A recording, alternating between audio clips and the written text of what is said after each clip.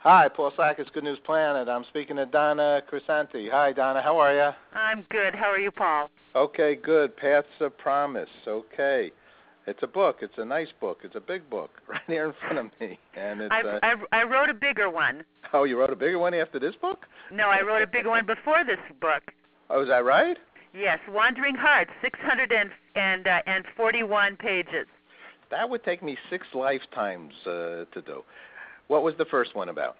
The first one was about the agrarian mid-American states during the Second World War.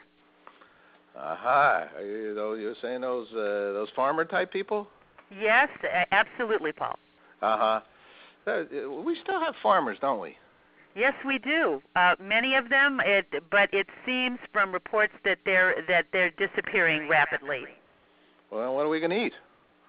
Well, the big agribiz has the answers to that. Aha. I hope it's not in pill form.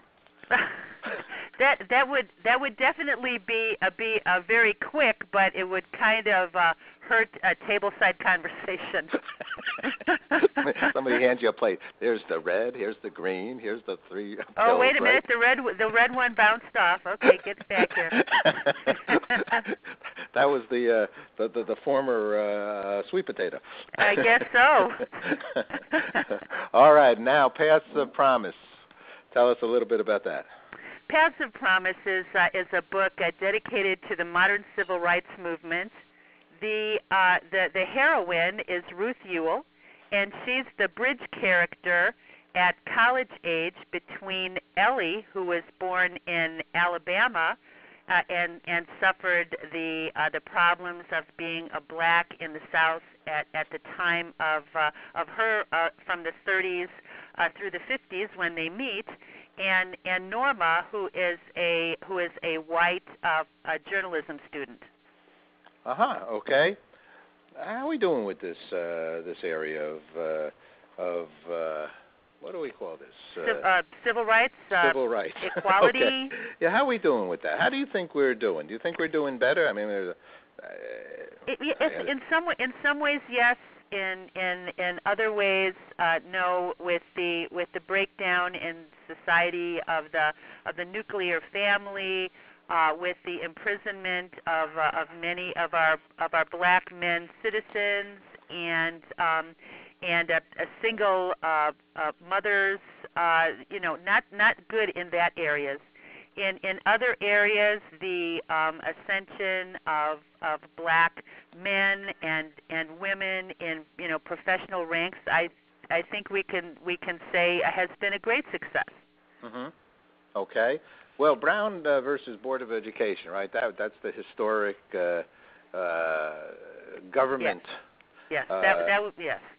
Commentaries, and right. A lot is worked off that, and a lot of lawyers have used that in their defense of their clients, right? Yes, maybe. Yes, that's correct. It was a legal strategy to be able to break down the the Dred Scott Jim Crow laws that were put together by segregationists to keep the African Americans from being emancipated totally.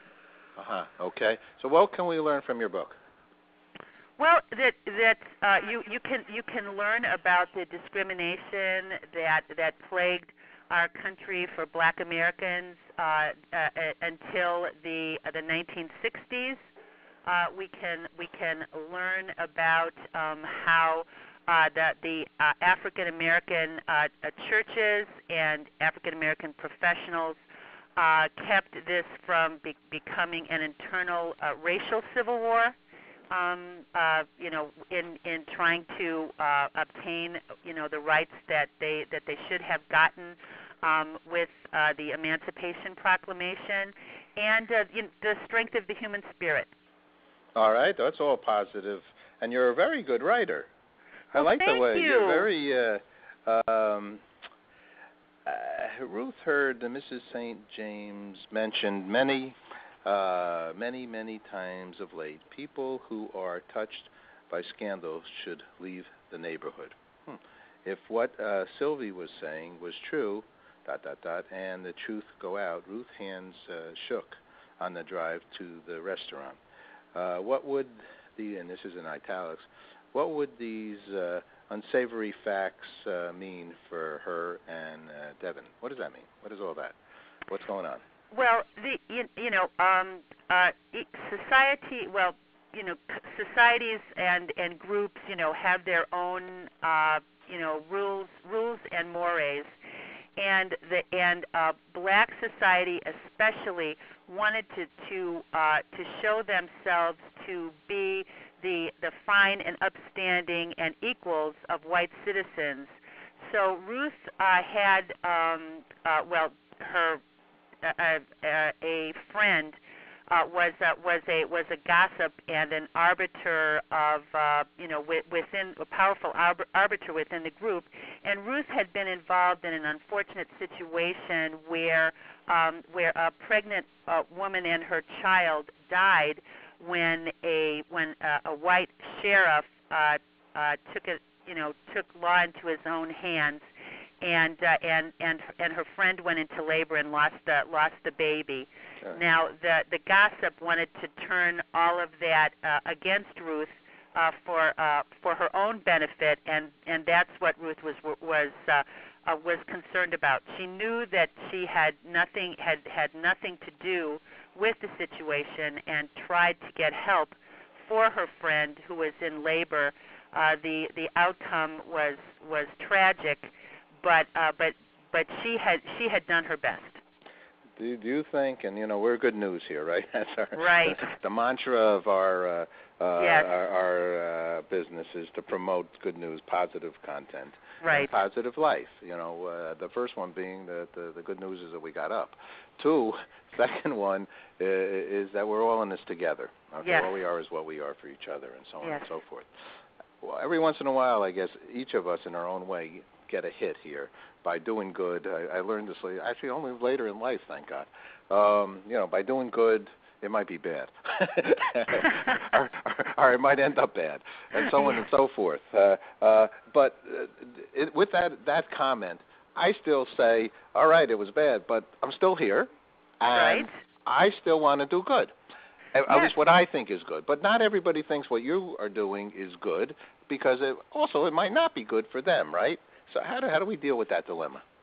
Well, I think we have to look at all experiences, good and bad, and see what lessons we can learn from them. And if we have done something wrong, or there is a bad situation, then we can pray and plan to change, or to strengthen what is good, so that those types of experiences keep happening. Uh-huh. The good ones. Yeah, right on. And we can ask for forgiveness, right? Oh, absolutely. And some people don't like to give forgiveness. And we have to many times a day. But do we need to learn how to handle that when somebody might still not be ready to give you forgiveness? Oh, yes, absolutely. You ask for it. They might not be ready for it. But we were talking about plates and pills. Mm-hmm. The ball is in their court. The situation is in their plate. If you have been honestly and sincerely sorry, and you can lay that burden down. There you go. Okay. And somewhere I guess it says that we just are not perfect.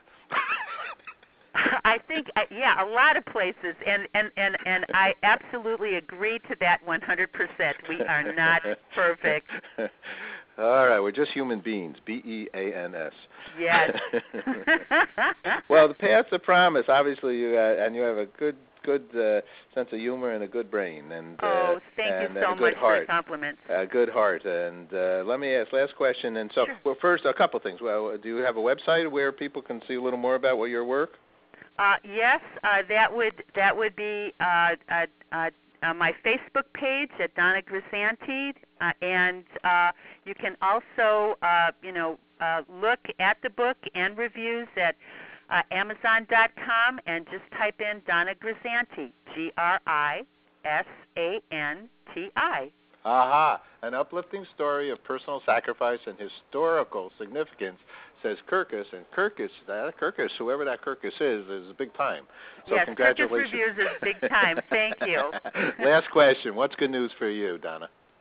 Good news for me is talking to you this morning, getting up and smiling and saying a prayer. Beautiful. Thanks so much, Donna, for sharing good news with us. Thank you, Paul, for having me. Bye-bye. Bye-bye.